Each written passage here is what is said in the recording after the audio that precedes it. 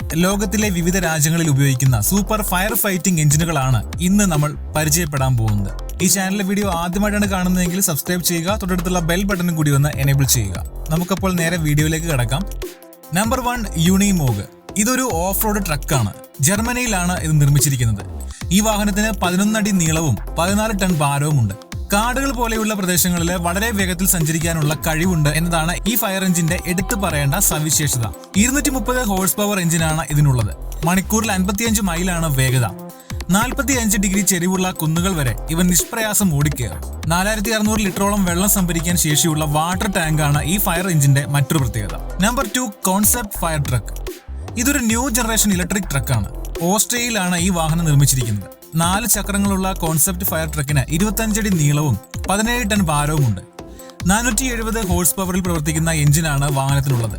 വേഗത മണിക്കൂറിൽ 68 മൈലാണ്. മഞ്ഞ് പ്രദേശങ്ങളിൽ വരെ പാഞ്ഞു പോകാനുള്ള ശേഷിയുണ്ട് ഈ വാഹനത്തിന്.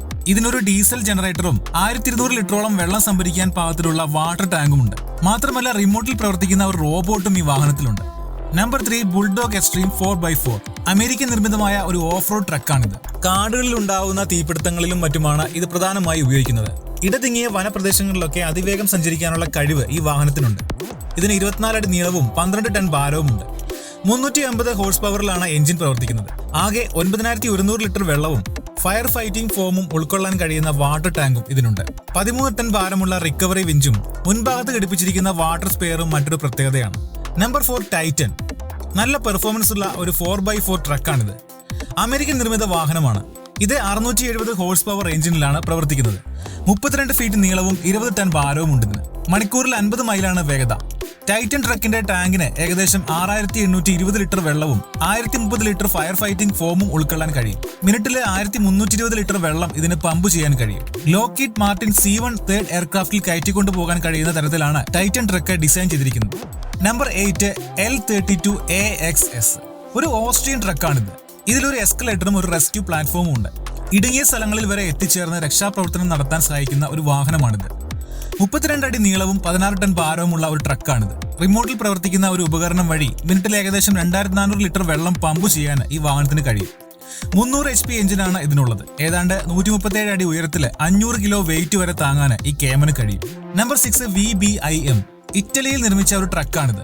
റോഡിലും റെയിലുകളിലും സഞ്ചരിക്കാൻ VBIM-നെ കഴിയും. ഇതിന്റെ ഹൈഡ്രോളിക് സിസ്റ്റമാണ് റെയിൽ സഞ്ചാരത്തിന് സഹായിക്കുന്നത്. ഉപകരണങ്ങൾ വെക്കുന്നതിന് ഈ ട്രക്കിലെ ചെറിയ ചെറിയ അറകളുണ്ട്. പ്രകാശം പുറത്തേക്ക് വിടുന്നതിന് ലൈറ്റിംഗ് സിസ്റ്റവും ഉണ്ട്. തീ അണയ്ക്കുന്നതിന് പലവിധ സംവിധാനങ്ങളുള്ള ഒരു വാഹനമാണിത്. ഇതിന്റെ ടാങ്കിന് 4300 ലിറ്ററോളം വെള്ളവും 1140 ലിറ്ററോളം ഫയർ ഫൈറ്റിംഗ് ഫോമും സംഭരിക്കാനുള്ള ശേഷിയുണ്ട്. Number 7 striker. അമേരിക്കൻ നിർമ്മിത ട്രക്കാണിത്. ഈ വാഹനം എയർപോർട്ടിലെ ആവശ്യങ്ങൾക്ക് വേണ്ടി പ്രത്യേകം ഉണ്ടാക്കിയിരിക്കുന്നതാണ്. 39 അടി നീളവും 40 ടൺ ഭാരവും ഉണ്ട് സ്ട്രൈക്കറിന്. 680 HP എഞ്ചിനിലാണ് വാഹനം പ്രവർത്തിക്കുന്നത്. മണിക്കൂറിൽ 68 മൈലാണ് വേഗത. ഇതിന്റെ ടാങ്കിന് 11000 ലിറ്ററോളം വെള്ളം സംഭരിക്കാൻ ശേഷിയുണ്ട്. മറ്റൊരു പ്രത്യേകത ഈ വാഹനത്തിന്റെ ഇഞ്ചക്ടർ എന്ന ഭാഗമാണ്. വിമാനത്തിന്റെ ഫ്യൂസലാജ് ഭാഗത്തേക്ക് തുളച്ചു കയറാനും ഉള്ളിലേക്ക് വെള്ളം സ്പ്രേ ചെയ്യാനും ഇതിന് കഴിയും. Number 8 CZS40. ചെക്ക് റിപ്പബ്ലിക്കിന്റെ ഫയർ ഡിപ്പാർട്ട്മെന്റിൽ ഇപ്പോൾ ഉപയോഗിച്ചുകൊണ്ടിരിക്കുന്ന ട്രക്കാണ് CZS40. ഫുള്ളി കവേർഡ് ആയിട്ടുള്ള ഒരു ട്രക്കാണിത്. 36 അടിയാണ് ഈ വാഹനത്തിന്റെ നീളം. 36 ടൺ ഭാരവുമുണ്ട്. 12200 ലിറ്ററോളം വെള്ളം സംഭരിക്കാൻ ഇതിന്റെ ടാങ്കിന് കഴിയും. അതുപോലെ മിനിറ്റിൽ ഏതാണ്ട് 3800 ലിറ്റർ വെള്ളം പമ്പ് ചെയ്യാനും സാധിക്കും. 500 HP എഞ്ചിനിലാണ് വാഹനം പ്രവർത്തിക്കുന്നത്. കെമിക്കൽ പ്ലാന്റുകൾ പോലെയുള്ള അത്ര സുരക്ഷിതമല്ലാത്ത സ്ഥലങ്ങളിൽ തീ അണയ്ക്കാൻ വളരെ ഉപകാരപ്പെടുന്ന ഒരു വാഹനമാണിത്.